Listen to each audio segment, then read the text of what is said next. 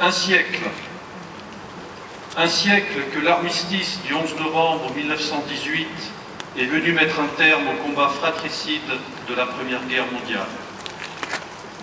À cet affrontement interminable, nation contre nation, peuple contre peuple, avec ses tranchées pleines de boue, de sang et de larmes, ces orages de feu et d'acier qui grondaient par tous les temps et déchiraient les ciels les plus calmes, ces champs de batailles éventrés et la mort omniprésente.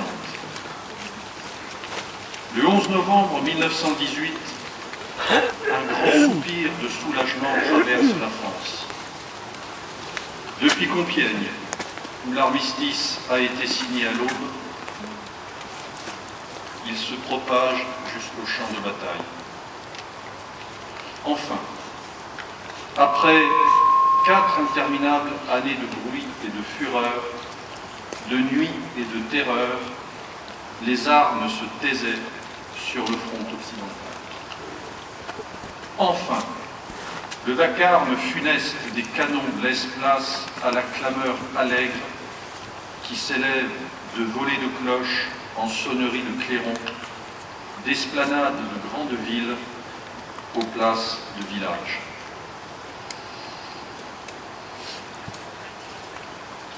Partout, on célèbre alors avec fierté la victoire de la France et de ses alliés. Nos poilus ne se sont pas battus pour rien. Ils ne sont pas morts en vain. La patrie est sauvée. La paix, enfin, va revenir. Mais partout aussi, on constate le gâchis et on éprouve d'autant plus le deuil. Là, un fils pleure son père. Ici, un père pleure son fils. Là comme ailleurs, une veuve pleure son mari.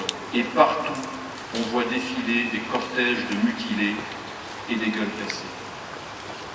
Françaises, Français, dans chacune de nos villes et dans chacun de nos villages, Françaises et Français, de toutes les générations et de tous horizons, nous voilà rassemblés en ce 11 novembre, pour commémorer la victoire, mais aussi pour célébrer la paix.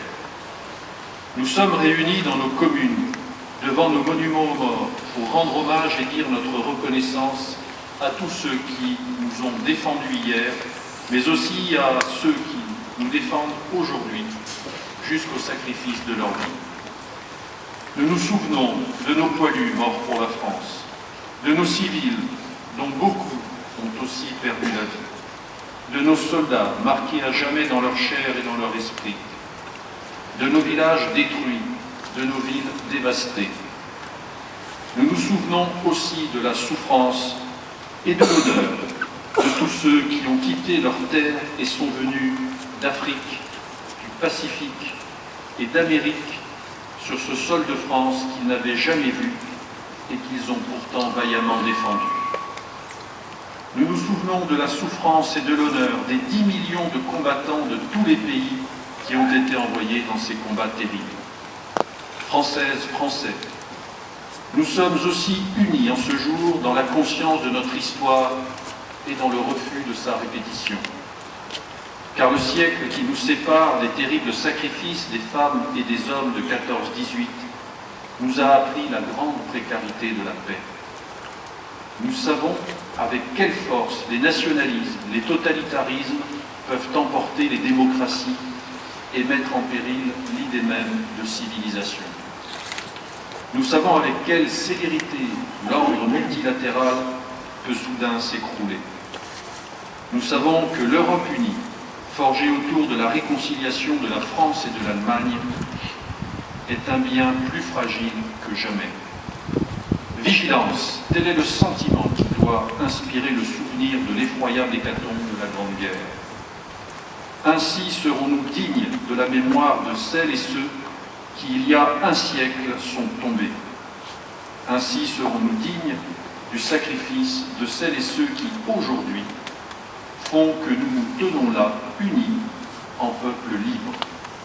Vive l'Europe en paix, vive la République et vive la France.